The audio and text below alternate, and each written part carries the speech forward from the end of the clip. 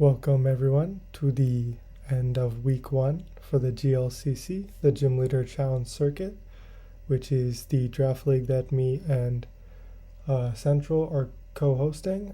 You can check out his channel, it'll be in the description. But this week, just going to go over all the games and give my thoughts on, what happened and all the plays and all that. So we're going to start off with the first game that was played this week, which was Coal is Ice with Mono Ghost versus Mono Poison and Mountain Man. So we're just going to get into it. Let me put it on fast. Okay, so just general matchup wise. So obviously Ghost is able to resist poison, and something like Gengar also like quadruple resists it, so it's a very, very good in the matchup. And overall, the team that Cole brought, I think, makes sense into Mountain. Mountain's team looks very interesting. Obviously, the big things to look out for are going to be the Grafai, which is a Terra Captain, and Ken Terra Dark, as well as Muck, which is the main Ghost resist on this team. And Pheasantipity is also a very, very good special wall, which, looking at the team that Cole brought, is almost all special attackers. So it looks really, really good. On Cole's side, it looks like Spectrier is obviously going to be one of the big closers of the game, but Golden Go also looks really, really good. Just because it has a pretty good matchup into almost everything. And yeah, so looking at the leads, we have Clodsire versus Sableye. This is an interesting lead because obviously this Sableye could just be the Zoroark. But no matter what, like, this Clodsire is pretty safe to stay in here because nothing really threatens it. And honestly, nothing on Cole's entire team really threatens the Clodsire. If the Dragapult is physical, then it could be a bit more threatening to the Clodsire, but just team special attackers kind of gets pretty hard walled by Clodsire. So the big thing of this game is going to be trying to wear down this Clodsire and stall out its recovers by repeatedly attacking with these strong special attackers and their ghost stabs. So first turn we go for a taunt, and that's a really, really good play because Clodsire tends to be very passive, and so getting a taunt off on it is really nice. And you prevent the spikes, which this team doesn't have any hazard control, so very, very good play on Cole's part. The Will-O-Wisp afterwards makes sense, burning the Clodsire, but it is a special Clodsire, so it looks like the burn will just be for passive recovery. We don't see a leftovers, or we do. So the Black Sludge gets knocked off, and we see interesting Chilling Water. It's an interesting move for sure. And it looks like Mountain Man is just content to spam Earth Power until this Clodsire goes down, which I think is an interesting play because Clodsire looks really, really good in this game, but maybe he has a plan.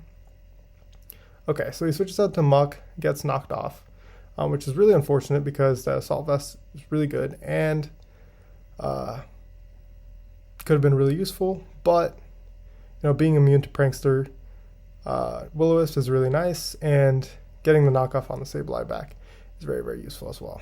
Oh, that's a big knockout. Okay. Golden Go comes in. Ooh, crit, and without the Assault Vest, it does kill. So, very good play.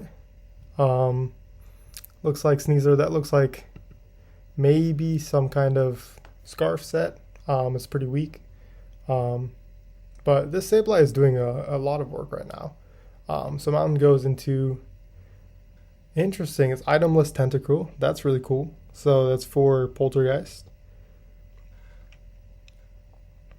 Okay. Looks like a bunch of doubles here.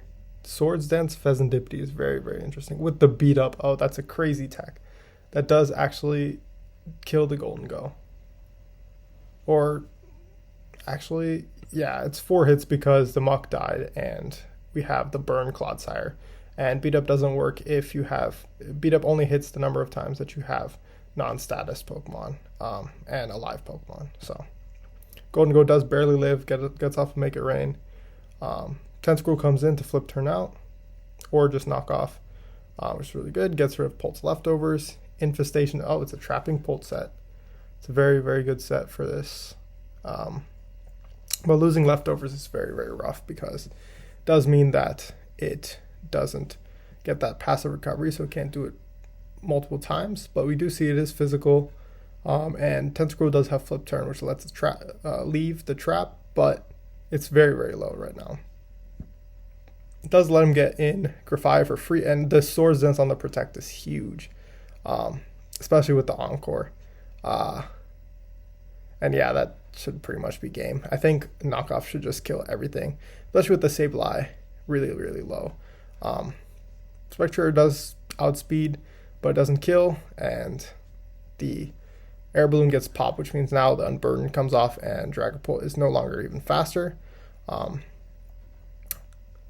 Terra Sableye does actually live, but because of the Dark typing and Prankster being useless, it can only touch it with Knockoff. So that is going to be a solid 4-0. Looking at what could have been done here. So I think I understand protecting. And hindsight is 2020, but it could have been nice just to get off an Infestation and then protect, because you'll probably live any unboosted hit because it is a Grafia, which is pretty weak. But also just being able to, if you're locked into Infestation, you can still do a pretty decent amount of damage, and over time you can protect afterwards and still be in a good spot. But even after the protect, I think sacking the Goldagon was a good play. I think here, instead of going Spectre, this is where you calc and see Spectre's Draining Kiss is too weak to kill it in one shot. So I would say here the play was probably to go back into Dragapult, get off a Dragon Darts for damage.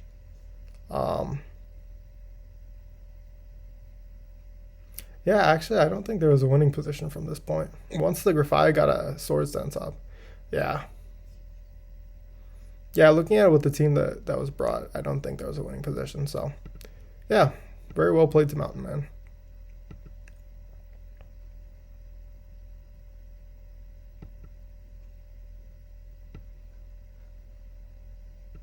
Yeah, there was no winning position here once the Grafia got the Swords Dance off. So Mountain Man played very well.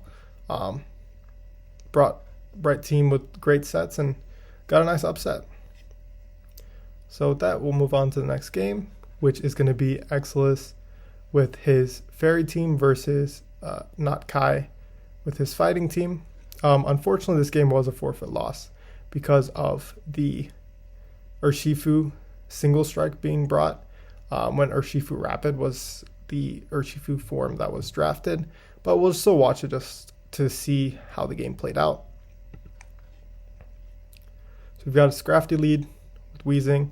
Obviously this is a very disadvantaged matchup for Kai because fighting versus Fairy, but he does have some good options in Oki. Iron Hands definitely takes a lot of Fairy hits, and Scrafty can Terra into Steel type, and then Emboar is also neutral and threatens a lot with its Fire type attacks. Yeah, we see a Fake Out come out from the Scrafty, which is an interesting bring. Weezing does go for a Willow, which is good because you see that it's an Intimidate Scrafty and not a Shed Skin. And getting up T-Spikes is really nice, although it can be absorbed by Oki.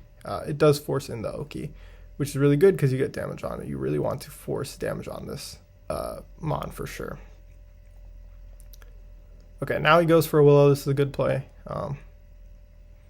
Just trying to neuter it a little bit. Gunk Shot does well, getting up a T-Spike, which is nice because now something definitely gets poisoned before he can switch Oki back in. I think here getting up 2 layers is probably a little bit unnecessary because I think with such an offensive game, none of these Mons really want to stay in. So getting a regular poison on it just to get more damage off would just be a little bit better, especially since Oki can always come back in and just absorb them again. So you don't really want this Weezing to get chipped too much because it is one of your main, 4-time resists and does really well here. So you do want to be a little bit careful with Weezing, especially with that Iron Hands. It's a really good answer to Iron Hands. So I think there I would have switched to Tinkaton just to, tank a drain punch, tank a gunk shot, and we'll be able to do a lot of damage back or get up rocks, which I think are a little bit better. But yeah, looks like he is staying in, and he goes for the Destiny Bond, which is very interesting. And then he switches out into Enam and sacks it, which is an interesting play. I guess he predicted something, but yeah, I think that was just a misplay, especially after going for the Destiny Bond. But it does let him get in Hatterene, which is good. Eats the knockoff, gets a free Draining Kiss off.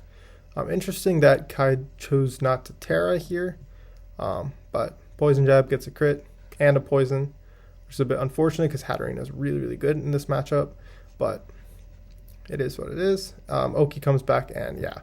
So the toxic spikes are gone, and the Wheezing is almost dead, which is why I think earlier switching out to the Tinkaton would have been really nice, just to be able to kind of be in a better spot.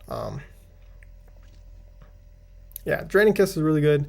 I think at this point you kind of just spam Draining Kisses. I think going for Psyshocks, even on the Ogi, Draining Kiss will probably still two-shot or do a lot of damage, and it's safer because he has all those dark types to switch in. But the Endure Island Valiant is really, really cool. Interestingly enough, though, he doesn't have a Custap or anything. I'm curious to see what the Endure is for. Like an Endure Salic Berry variant could be really interesting here, just to get that speed, or maybe even like an Endure Lychee Berry, I think it's called, which raises your attack.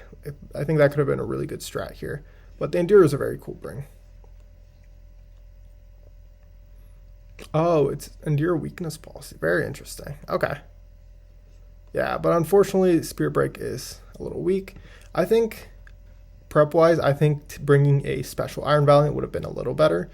Just because Notkai's team in general is a very physically oriented team, and fighting types as well are very physically oriented. So they have a lot of, physically bulky mons. So I think it made more sense to bring a special Moonblasting Iron Valiant with the same set. It's a very good set, but I think that would have probably put EXO in a very, very good position at this point, and probably could have even won him the game, assuming Keldeo isn't scarfed, since we know that the Urshifu is life orbed and Iron Hands is too slow. But at this point, yeah, Tinkaton comes in, makes sense, goes for the play rough. Unfortunately, doesn't kill, but Drain Punch doesn't really do any damage back, and he does die to the Rocky Helmet. Fire Punch is an interesting bring. I'm assuming it's for the Tinkaton. And play rough kills, but then Keldeo kind of cleans up from here, I think. Oh, missed Hydro Pump into the Reflect is interesting. But yeah. Oh, missed Leech Seed is unfortunate. Is this not Moonblast? I think at that point you just kind of spam Moonblast, right? Oh, it's a sub-seed set with no Moonblast? I think at this point you just spam Moonblast. Like, I don't think going for the sub-seed is really necessary here at this point. Smon is fast enough that it should pretty much... You just don't want to risk, like, the Leech Seed misses. Or the switches out on the Leech Seed, not getting up sub. Yeah, like this situation right here. Interesting. I wonder if he had Moonblast last move. I think he should have just gone for that and just kind of killed both these mons. I think they were both definitely in range. So, but yeah, it was an interesting game. Definitely unfortunate that it ended up being a forfeit loss, but also an upset, which is very nice. Always good to see. But yeah. So next game we have here is going to be a Fire versus Dragon matchup. So another disadvantage matchup. With Central versus Dracogon. Central is the other co-owner of this league, so it's going to be interesting to see this match play out. So we open up Skeledirge versus Latios. Gets an immediate flip turn out into Flygon and gets burned, which is really unfortunate. That does kind of neuter the Flygon a lot. But Flygon does get up rocks, which is really good. Obviously into a mono fire team. Goes for Stone Edge, gets hexed, which is a very interesting bring on Dracogon's part. But goes for a U-turn, eats it with Dragalge, very, very good play. Eats a Volt Switch as well. At this point, just throwing off a free Draco, I think, is the play. Okay, he goes for a flip turn. You see this Talonflame is boots into Gouging Fire, which gets taunted, and it looks like it's a defensive Gouging Fire, which makes a lot of sense with Rocks and this team. Just trying to force Rocks chip on this team is very, very good. Unfortunate head smash miss, but I don't think it really matters, because it just goes for it afterwards and kills it. But this lets this Mon come in. It goes for a Calm Mind, which I think is an interesting play. But with the Skeledirge, it feels a bit unnecessary unless this is a Draco set, because a Draco set goes through Skeledirge is unaware. Even the stat drops are ignored, so then you probably two-shot at this point. And so if it is a Draco set, I think it is valid play to go for this, but otherwise I think goes for the Thunderclap and then a Dragon Pulse, which doesn't do enough damage. I think maybe having fourth move Draco Meteor here would have been nice, because you don't really need the Lightning Stab. Like, having the Draco Meteor option is definitely quite good. But unaware means that there's no stat drops. The stat changes don't matter. Skeledirge gets back to full. Interestingly, it is not a boots Skeledirge, because we saw it take rocks damage. But here, the Sludge Bomb play, I think, doesn't make too much sense, because most of the Mons on this team do resist it. I think Draco's very, very free here. It either gets you a kill or just two shots of Skeledirge for sure. I mean, stab adaptability. Draco Meteor from a Dragalge is really, really strong. And the stat drop doesn't matter because of the unaware. So I think that is a bit of a misplay here, but we'll see where we go from here. So good flip turn, getting momentum, going to Latios. And the Surf comes out. And this puts him in a really good spot, because pretty much has the option to just get a bunch of kills. Okay, Cinderace comes in, forces it out, but Defense and Gouging Fire really does a lot of work against the Cinderace, so that's a very good bring for sure. It's Shuka Berry, interesting. An Alluring Voice to prevent Dragon Dance. This is a very interesting Skeledirge set. I'm assuming it's specifically for this Gouging Fire if it decided to bring an offensive set, especially considering against Fire, which is a Sun team. But it looks like the defensive Gouging Fire was really, really good bring into this team. But Arcanine comes in. Definitely a bit of problem. Oh, Discharge is very interesting as a fourth move. Does pick up the Paralysis, which is really nice. And I think from here it's pretty much a wrap. Wins the Speed Tie too, which is nice. Citrus Berry is very interesting. Gets the high jump kick off, which is good. Gets a kill there, but I think at this point, I think...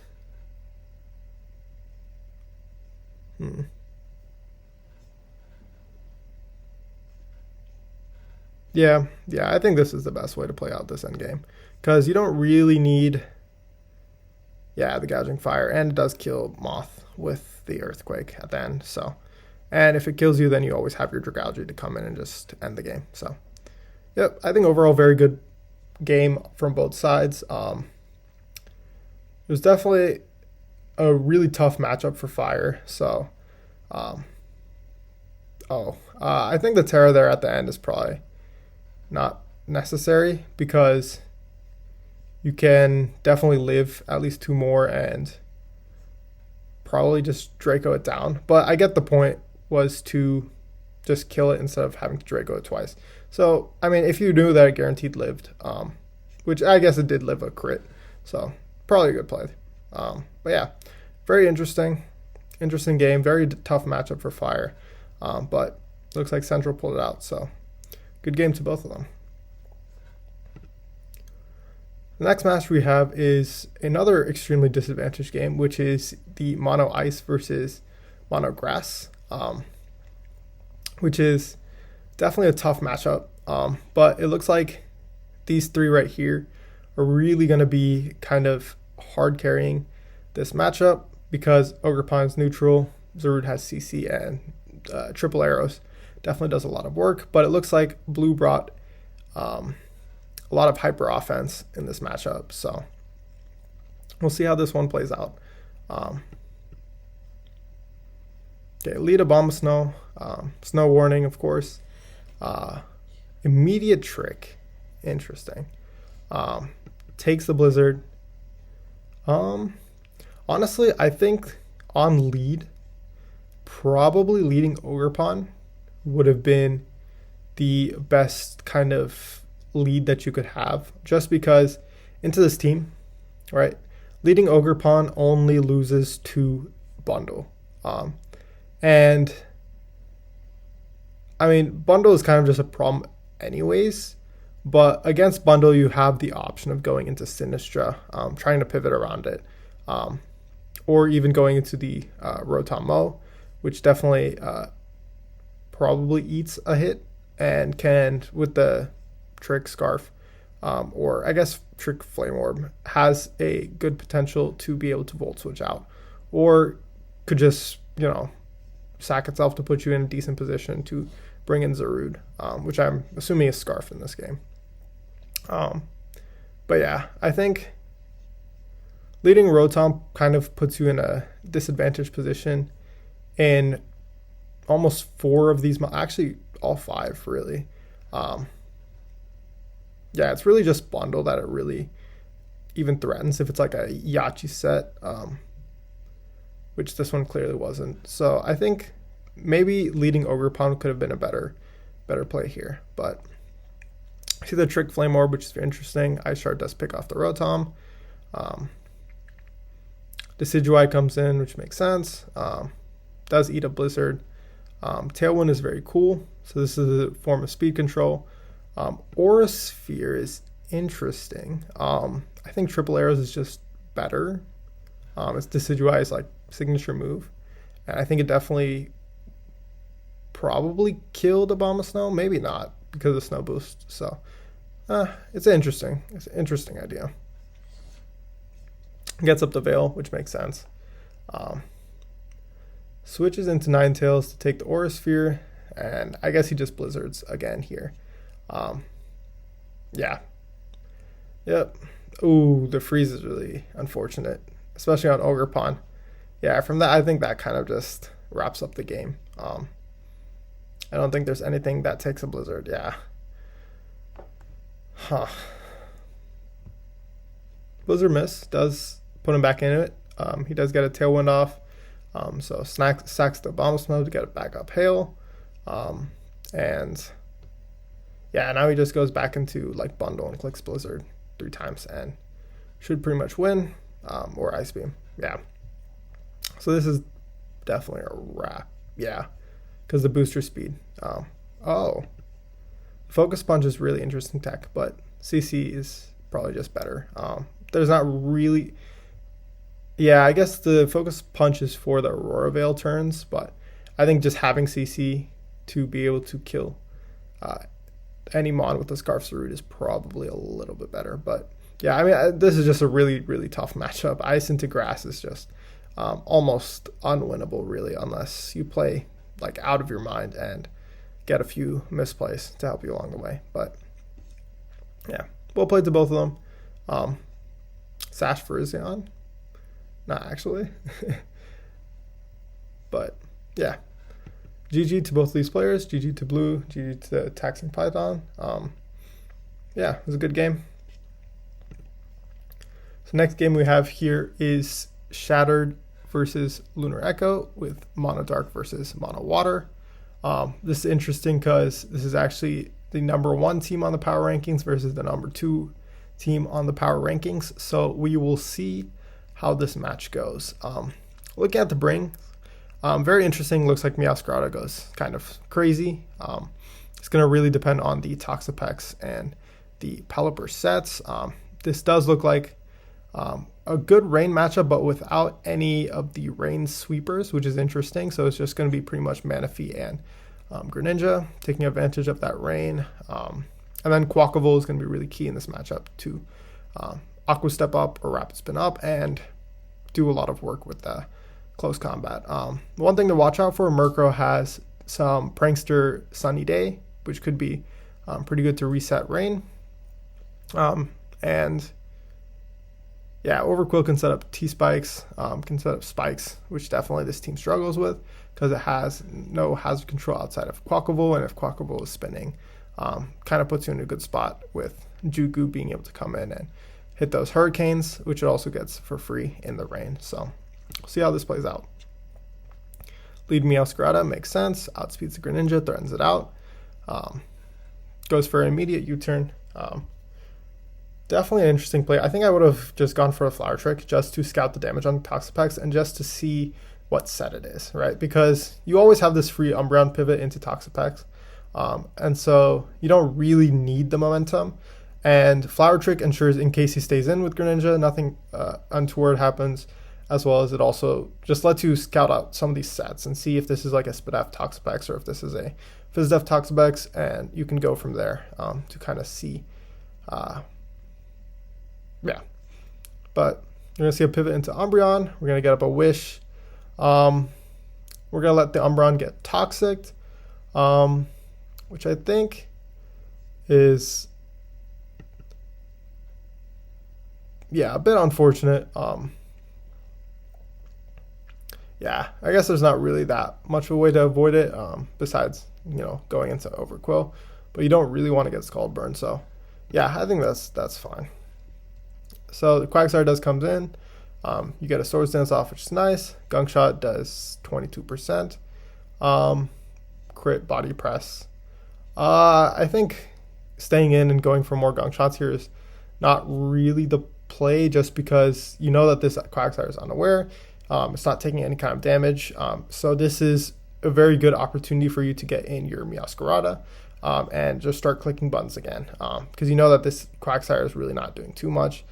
You do see the Body Press, which is interesting, but you can always go. I think here I would have pivoted into the Mandibuzz and then you turned out into the Masquerain, or even just gone hard Jugu here, because you see that this is a Fizdef Quagsire, so Jugu definitely does solid amounts of damage to this mon. Does get the poison though, which is nice. Takes the Earthquake. Quagsire does recover here. Should recover, yeah. Goes for the Crunch Crit. I think that's a good play, but I think at this point, I think you definitely switch out into Jugu because if he does go for the recover at that point, Jugu with like any kind of boosting item probably kills with Hurricane, especially since this is a Fizdef Quagsire. It definitely kills with Hurricane and with poison damage, helping mitigate the recovers a little bit, and so it forces a switch out, and there's not really too many Jugu switch-ins on this team, so I think that would have been a really good turn for you to switch out, because you know that this mon is going to recover, and getting Jugu in for pretty much free would be really, really nice, because it eats the Body Press if he decides to go for it, and it eats the Earthquake. Yeah, it does go for the recover, it does go for the Body Press, and now you get in Masquerain, gets sacked, do a U-turn, and now gets in the Jugu, which is okay. Yeah, pivots out on the Manaphy, goes to Umbreon, and the Manaphy starts setting up Take Heart. So, well, let's see what this Murkrow does. Torment, interesting.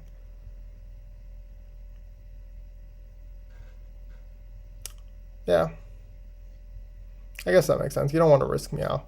But now it goes for the Flower Trick, sees it does 35%, so this is very Fizdef packs. Yeah, I mean, I think this is tough. It's just hard to break Toxapex in general. I think potentially saving the Murkrow to be able to break Toxapex would have been nice. But yeah, at this point, yeah, you can't really toxic the Manaphy because of hydration. Does just get free take hearts, and yeah, I think Manaphy just kind of wins from here.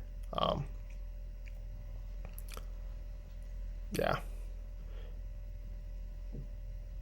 Yeah, because you go Masquerain afterwards, and it kind of just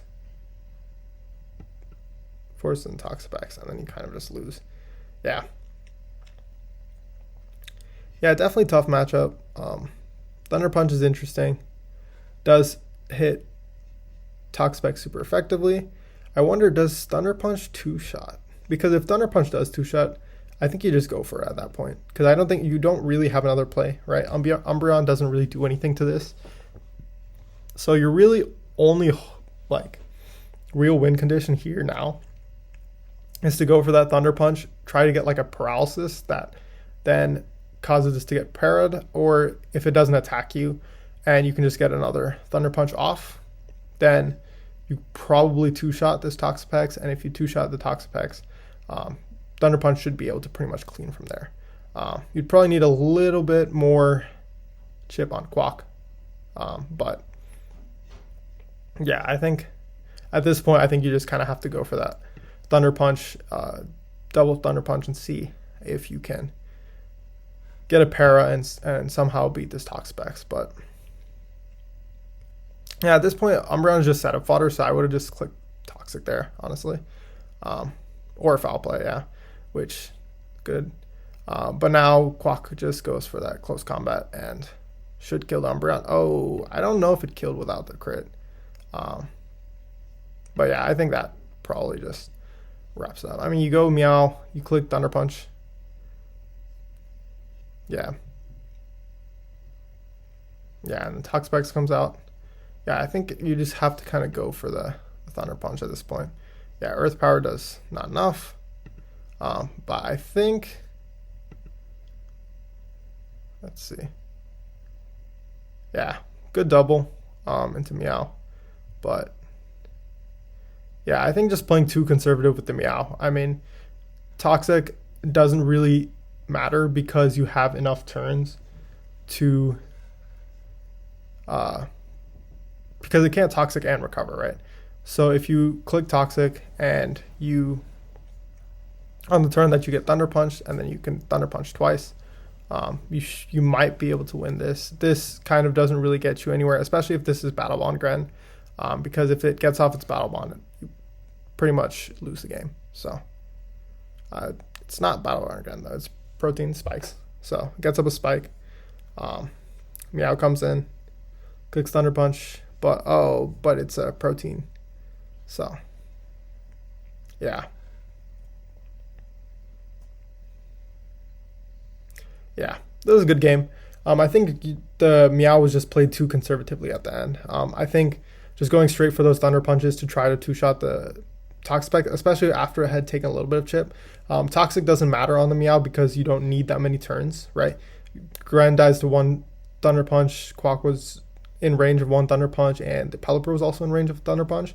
So I think you just need to start going for those Thunder Punches, and you could have gotten a paralysis chance, or if he gets off a Toxic and you hit the Thunder Punch, then you can Thunder Punch twice and kill the Toxapex since it can't recover and Toxic at the same time. Now this is assuming Protein Thunder Punch kills or two shots Toxapex, which I don't know if it does, but if it does, then that was definitely the play. If it doesn't, then you kind of just had to go for the para hacks at that point. So yeah, definitely well played game, both sides. But yeah, Lunar does take it. So yeah. So now we have the second to last game.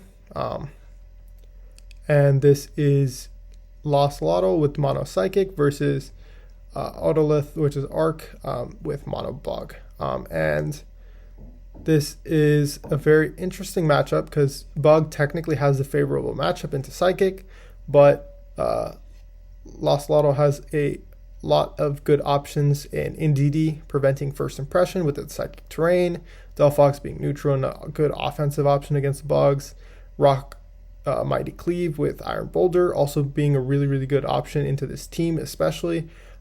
with only 1 rock resist or 1 rock neutrality in Scizor.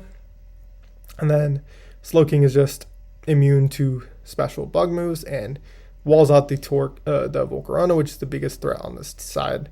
Braviary is also a neutrality, although Braviary looks not super great in this matchup in this team that Arc brought, but still obviously an annoying mon to switch into with that sheer force and that tinted lens, air slashes and psychic attacks. And then Jirachi is also a good neutrality and can really set up strong future sights, which I think would be an interesting way to go about this, so that you can pressure it with your offensive pieces and have that helping you out against things like Scizor and Volcarona. But yeah, we'll see how this goes. So we see a Sticky Web and Rocks get up, and Stun Spore immediately with a Paralysis. You turn out into Volcarona, which is heavy duty boots. So now you can get up a Quiver Dance. Oh, Meteor Beam Jirachi is really cool. Yeah, and that does in fact take out the Volcarona one shot, which really hurts. Definitely that is one of the strongest options on this mono bug team, but Low Kicks also is a very good option here, and it does eat the Flash Cannon, take out the Jirachi. Going into Scizor is definitely right, but Braviary just comes in, gets off a Heat Wave, which does no damage to Araquanid. So now you get a very free Air Slash. Yeah, I mean, you can go for a Stone Axe here, get up Rocks, do a lot of damage. It does 2-shot, but the Endure is a very, very cool tech. Yeah, Endure Custap, Healing Wish into Delphox, which is really, really cool tech, because now takes the Night Slash, gets the Healing Wish if the Delphox ever goes down. But yeah, it gets to protect for their first impression. Yeah, I think this is just really, really good prep by Losotto. The Encore on the Sucker Punch, yeah, I think this is just a complete loss for Arc here, but very well played game. Definitely Lotto brought some insane prep, so good on him for being able to come up with these crazy sets that did really well here. So yep, Scizor comes in, bullet punches Braviary. But yeah, I think it's pretty much over at this point. Goes for the Heat Wave. Rubambi can come in and get the kill on the Braviary, but at the end, Boulder will just come in, click, move. Yeah, it should live anything, and we'll just get a Mighty Cleave off and finish up the game here. So yeah, GG to both sides. Really cool prep from Lost Lotto and good game to Arc. Definitely played against a very difficult matchup. I mean, you'd think Bug would have a good matchup against Psychic, but all these new DLC mons really match up super well into Bug, and I think just Bug in general as a type is really weak, so definitely still a tough matchup, even though there was technically type advantage, especially since there was nothing that Arc could hit super effectively besides the Indeedee, which was basically a sack piece in this game just to get up the Psychic Surge. So GG to both players here. The last game for this week is going to be my game versus Gradient's. And we're just going to switch sides. So kind of just analyzing the matchup. We have Mono Ground versus Flying, which obviously Ground can't use stab moves because Flying types are above the ground, but Palossand does get Gravity, so that is one potential way to counteract that immunity. And this is a very threatening team, right? We have Excadrill, no Sand, which is interesting. There's also no Water immunity like Gastrodon on this team, so that is something to watch out for. And on my side, we do have a lot of interesting Pokemon with Corviknight for the Blood Moon and the Excadrill and Gligar for getting up hazards, since there's no real hazard control on this side besides the drill, which Corviknight always switches into. Does a lot of work too. But yeah, we'll see how this plays out. So immediate lead of Masquerain with Unnerve to prevent berries, and then versus the Gliscor. So this forces out the Gliscor because of Ice Beam. Piloswine comes in, takes it. Go for the Hydro Pump. And this is a beginning of a lot of very unlucky series of turns here. So the first Rock Slide is really, really unfortunate because the Rock Slide would have brought me down to my Focus Sash, and then the Ice Shard afterwards would have killed me, which would have made this a completely different game. But unfortunately, the Rock Slide miss means that Giga Drain can just be clicked in order to kill the Piloswine. I think they're going for that Ice Shard just to get some chip.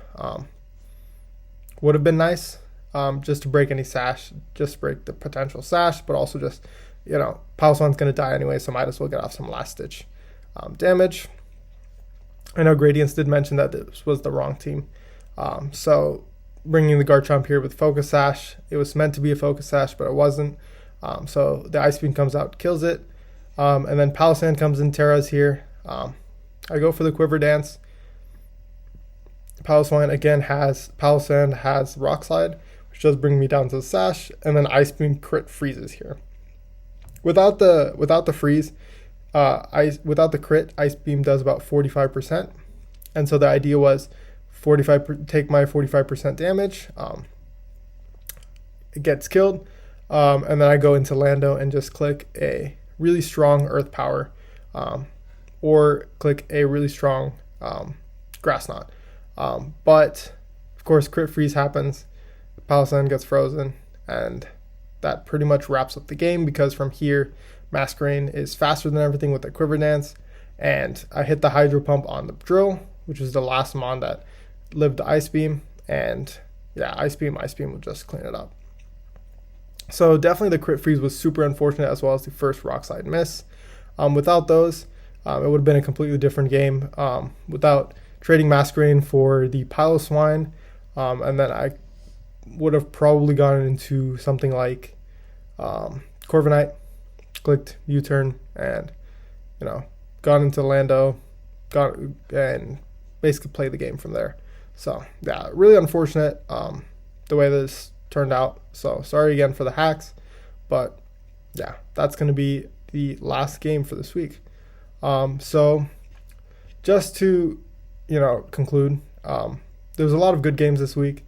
A lot of really good plays made and some really cool prep that came out, but this is just week 1, so it doesn't really matter what happened. There's still 6 more weeks to play, and a lot more opportunities to end up with the wins to get to playoffs. So, but I just thought I'd go over all the games.